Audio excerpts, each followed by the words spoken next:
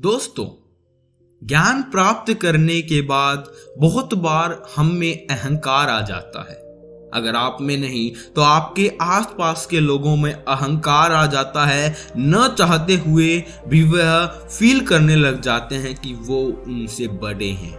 और यही मैं का शब्द अहंकारी होता है। जब मैं आ जाता है तो वह अहंकार का एक सिग्नेचर होता है, एक साइन होता है। इस अहंकार से कैसे बचें, इस बात को मैंने एक कहानी के रूप में आपके सामने रखा है जो स्वामी विवेकानंद जी की है।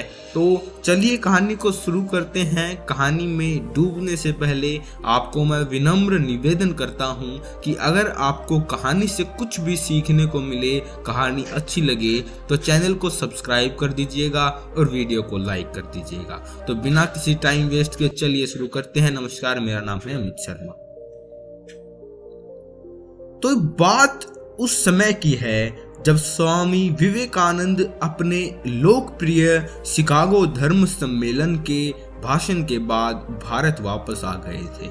अब उनकी चर्चा विश्व के हर देश में हो रही थी। सब लोग उन्हें जानने लगे थे। स्वामी जी भारत वापस आकर अपने स्वभाव अनुरूप भ्रमण कर रहे थे।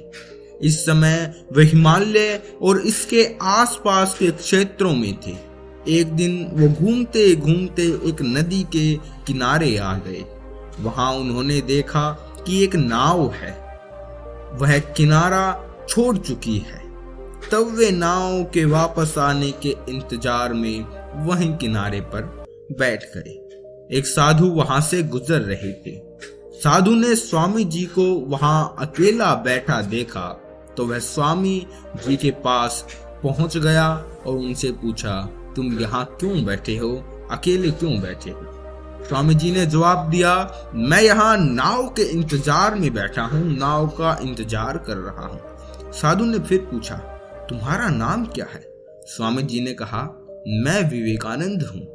साधु ने स्वामी जी का मजाक उड़ाते हुए उनसे कहा, अच्छा तो तुम वो विख्यात विवेकानंद हो जिसको लगता है कि विदेश में जाकर भाषण दे देने से तुम बहुत बड़े महात्मा साधु बन सकते हो।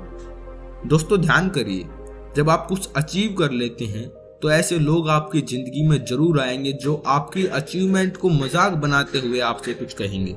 तब उसका क्या जवाब देना है, इस कहानी से समझिए। स्वामी जी ने साधु का कोई भी जवाब नहीं दिया और नाव का इंतजार करने लगे। फिर साधु ने बहुत ही घमंड में कहा, नदी के पानी के ऊपर चल सकते हो तुम? मैं चल सकता हूं। उन्होंने चलकर दिखाया और दोबारा स्वामी जी से पूछा। कुछ दूर तक चलने के बाद साधु ने स्वामी जी से कहा, क्या तुम मेरी तरह पानी पर पैदल चलकर इस नदी को पार कर सकते हो? स्वामी जी ने बहुत ही आदर और विनम्रता के साथ साधु से कहा, इस बात में कोई शक नहीं है कि आपके पास बहुत ही अद्भुत शक्ति है, लेकिन क्या आप मुझे यह बता सकते हो कि आपको यह असाधारण शक्ति प्राप्त करने में कितना समय लगा? बहुत ही अभिमान के साथ साधु ने जवाब दिया, यह बहुत ही कठिन कार्य था। मैंने 20 सालों की कठिन तपस्या और साधना के बाद यह महान शक्ति प्राप्त की है। साधु का यह बताने का अंदाज बहुत ही अहंकारी भरा था।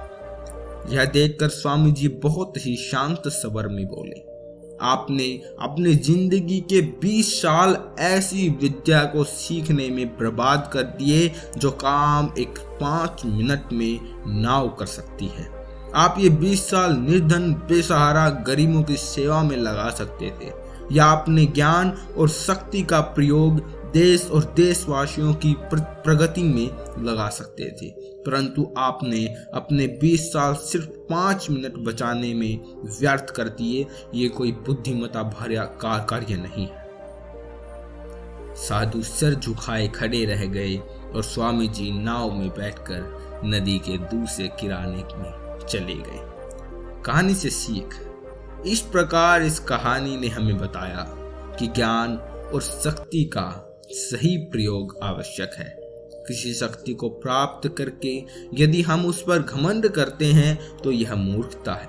शक्ति का सही जगह पर सही इस्तेमाल करना ही वास्तविक शक्ति में बुद्धिमत्ता है। वही बुद्धिमान है जो अपनी शक्ति का सही प्रदर्शन सही समय और सही जगह पर करता है। अगर आपको भी अपनी जिंदगी में अहंकार है तो आप एक बार दोबारा सोचिए कि आप ज्ञानी तो हैं लेकिन आप ज्ञानी नहीं थे। आप ज्ञानी क्यों हैं? क्योंकि आपको संसार में ज्ञान फैलाना है, ना कि आपको अंदर रखना है। तो किसी दुर्बल मनुष्य के साथ ऐसा व्यवहार करने में जहां आपका ज्ञान भी घटेगा, क्योंकि ज्ञान एक व्यर्थपूर्ण कार्य के लिए नहीं भरा जाता। ज्ञान का सर्वोच्च धर्म यही है कि आप उसे बांटें, क्योंकि ज्ञान बांटने से बढ़ता है और अहंकारी व्यक्ति कभी भी ज्ञान को आगे नहीं बांट सकता। तो मैं आपसे निवेदन करता हूं कि ज्ञान को बांटें और कभी भी अहंकार का सोचना भी मत। अहंकार करने की सोचोगे तो आप जिस स्थिति में हो बेहद ही बदतर हो जाएगी। और ऐसे बहुत सारे एग्जाम्पल आपके आसपास भी होंगे और वैसे भी दुनिया में ऐसे एग्जाम्पल मिल जाएंगे आपको। ठीक है, तो इस कहानी से आपको क्या सीखने को मिला, कुछ सीखने को मिला या नहीं, हमें कमेंट सेक्शन में ज़रूर बताइएगा। और अगर कहानी अच्छी लगी तो जैसा कि मैंने पहले कहा था, इस कहानी की इस वीडियो को आप लाइक करके और इस चैनल को सब्सक्राइब करके जाइएगा, क्योंकि हम हर रोज़ ऐसी ही कहानी आपके सामने या फिर मोटिवेशनल वीडियो लाते रहते हैं। आपका बहुत बहुत धन्यवाद। मिलते हैं किसी और वीडियो के साथ, तब तक के लिए धन्यवाद।